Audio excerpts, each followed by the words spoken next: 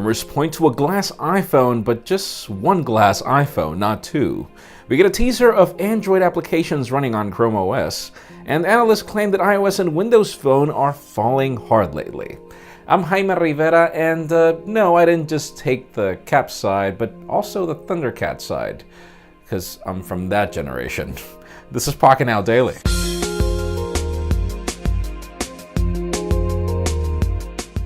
The official news today begin with analytics. A few days ago, we heard that Apple was down when it came to its market share, but Gartner Analytics just came to confirm Android is 7 points up to 84% of the market share.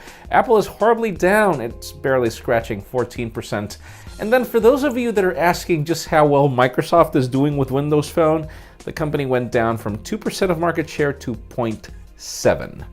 I think they should just pretty much call it quits by now. Other very interesting news come from Android as we hear that family sharing for applications is finally coming to Android.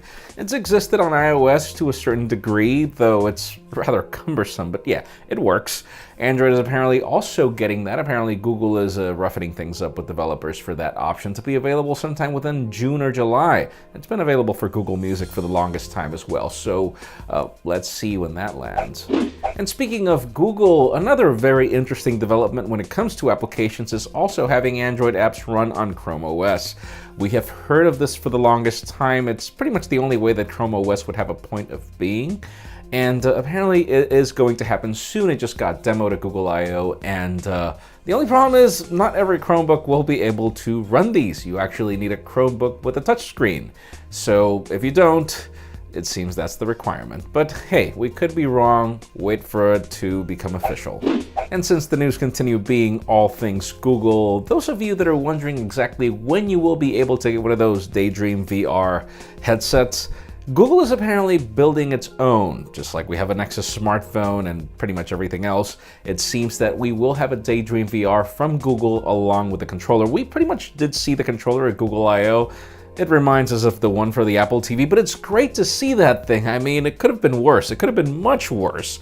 And no, that controller looks cool. Let's just see how functional it is and hope that we get it for gameplay, not just for selecting things on a display, buddy. And finally, the very hot news today have to do with a future iPhone and glass-on-glass design. Now, apparently, we're not talking about the 2016 iPhone 7. Apparently, it has to do with next year's iPhone. It seems that even though we've heard rumors of glass-on-glass, apparently it won't come to both devices. Apparently, only one is getting this. The other is remaining with the metal design that we currently see. And we don't know why that is. We do notice that Apple will probably differentiate the iPhone 7 Plus with a dual camera, and it seems that design will be a thing next year. And it leads me to the question of today. When choosing a smartphone, what do you prefer? Do you prefer an aluminum design or do you prefer glass on glass? You know, I prefer aluminum mainly because of its durability, because replacing a glass back is just horrible. But then again, I don't know, Samsung has done such an amazing job with the Galaxy S6 and Galaxy S7. I pretty much have never seen a shattered back on any of these, up to the point where it seems the technology is there for this to be worth it.